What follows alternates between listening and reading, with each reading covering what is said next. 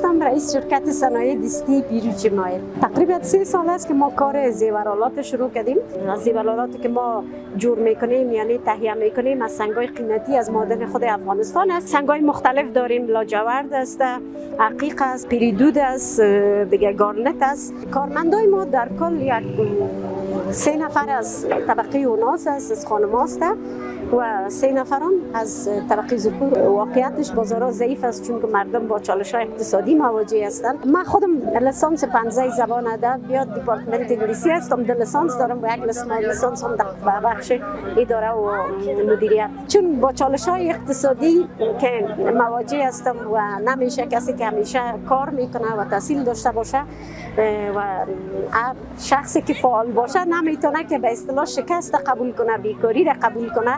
به مو خاطر خودم همی حق به خود دادم و همی جرأت و جسارت که بیایم در بخش تجارت یعنی بانوا کار کنم و این بخش که چون یک بخش است که مربوط فرهنگ افغانستان میشه، مربوط تاریخ افغانستان میشه و علاقه خاصی که به این بخش داشتم به خصوص به سنگ‌های قیمتی افغانستان به علاقه‌مندی که داشتم به مو علاقه خود خواستم که کار زیورآلات سازی را یعنی در کل زیورات در بخش سنگ‌های قیمتی افغانستان این کار شروع کنم.